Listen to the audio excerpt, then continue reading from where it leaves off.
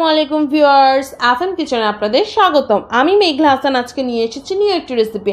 আজকে আমি আপনাদের সাথে শেয়ার করছি বিফ কোরমা রেসিপি। ভীষণ মজার এক রেসিপি, আপনারা ঈদে সার্ভ করতে পারবেন, এমনকি যে কোনো মেহমান আসলে তাদের সামনে সার্ভ করতে পারেন। এই বিফ কোরমাটা আপনি খিচুড়ি, পোলাও, ভাত, রুটি, নান, পরোটা সব কিছুর সাথে কিন্তু একদম পারফেক্টলিভাবে একটা চলে যাবে, পারফেক্টলিভাবে এটা ম্যাচ হয়ে যাবে এমন এক রেসিপি। আর খুব ইজিলিভাবে তৈরি করেছি, ঘরের ইনগ্রিডিয়েন্টসগুলো দিয়েই আমি এটা শাহিভাবে রান্না করার চেষ্টা করেছি। আমার ফুল ভিডিও দেখলে বুঝতে পারবেন। তো আমার ফুল ভিডিও দেখুন, তার আগে আমার চ্যানেলটাকে সাবস্ক্রাইব করবেন, লাইক কমেন্ট শেয়ার করবেন। টেনে টেনে দেখবেন না, তাহলে কিন্তু বুঝতে পারবেন না। তো চলুন মূল রেসিপিতে। প্রথমে আমি একটা জার নিয়ে নিয়েছি, ব্লেন্ডার জার নিয়ে নিয়েছি। তার মধ্যে দিয়ে দিলাম হাফ কাপ পরিমাণের পেঁয়াজ, দিয়ে দিচ্ছি কাঁচামরিচ, 10 থেকে 15টার মতো কাঁচামরিচ, ঝাল নিজেদের প্রয়োজন অনুযায়ী দিয়ে দিবেন।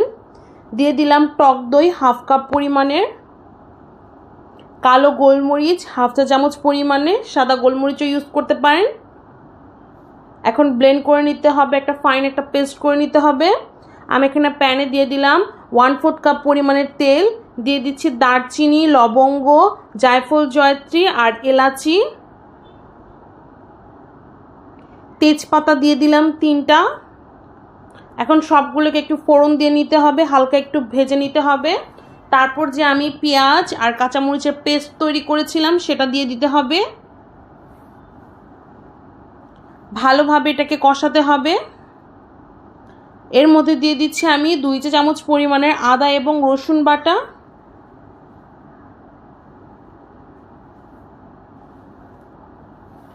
ভালোভাবে কষাতে হবে যেন আদা রসুন বাটার গন্ধটা যেন না আসে।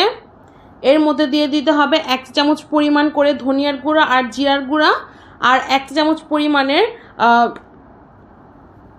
গরম মশলা গুঁড়া, আর হাফ কাপ পরিমাণের পানি দিয়ে দিতে হবে। আমি যে ব্লেন্ডার জারে ব্লেন্ড করেছিলাম সেটা ধুয়ে পানিটা নিয়ে নিয়েছি, মশলার পানি।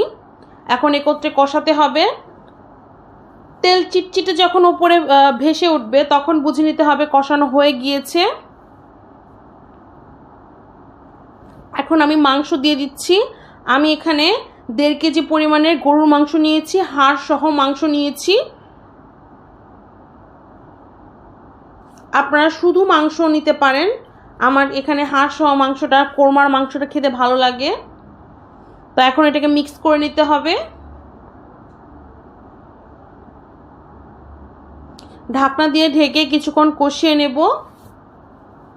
দেখুন অনেকটা পানি বের হয়ে এসেছে মাংস থেকে, আমি কিন্তু এখনো পানি দেইনি। এই পানিটা শুকিয়ে কষিয়ে নিতে হবে এবং এর থেকে অনেকগুলো পরিমাণে তেল বের হবে, যেহেতু হাড় আছে, মাংসের হাড় দেওয়া। আমার পানি কিন্তু একদম শুকিয়ে গিয়েছে। এখন যেটা দেখতে পাচ্ছেন এটা কিন্তু তেল, মাংস থেকে বের হওয়া তেল। এখন দিয়ে দিচ্ছি স্বাদ অনুযায়ী লবণ। আমি এখানে 1 চা চামচ পরিমাণে লবণ দিয়েছি।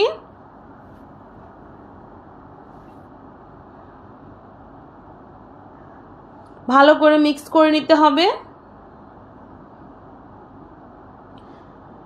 আর দিয়ে দিচ্ছি 2 কাপ পরিমাণের লিকুইড, 1 কাপ পরিমাণে পানি আর 1 কাপ পরিমাণে গরুর দুধ দিয়ে এটাকে কষিয়ে নিতে হবে।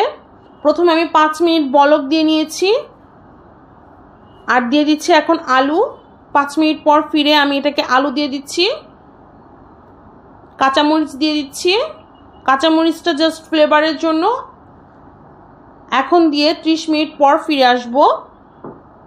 এখন এটার পানিটা আমার ঝোলের অনুযায়ী হয়ে গিয়েছে। আপনার যদি এখন ঝোলের পরিমাণ বেশি প্রয়োজন হয় বা কম প্রয়োজন হয় তাহলে শুকিয়ে নিতে পারেন, অথবা পানি দিয়ে একটু বাড়িয়ে নিতে পারেন।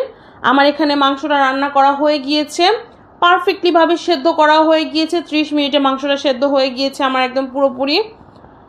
আমি যেহেতু পারফেক্টলি মশলা তৈরি করি, মশলা দিয়ে নিয়েছি এবং ভালোভাবে কষিয়ে নিয়েছি, তো আমার মাংসটা সহজেই গলে গিয়েছে। এই কোরমার রেসিপিটা আপনি ভাত, পোলাও, খিচুড়ি, পরোটা, নান সব কিছুর সাথে সার্ভ করা যাবে, আর খেতে ভীষণ রকমের মজাদার, একদম রাজকীয় একটা ফ্লেভার নিয়ে আসে। ঘরে থাকা ইনগ্রিডিয়েন্টস দিয়েই তৈরি করা আমার এই ভিডিওটা। তো আমার ভিডিও কেমন লাগলো আমাকে অবশ্যই জানাবেন। এখন আমি বিদায় নিচ্ছি, আল্লাহ হাফেজ।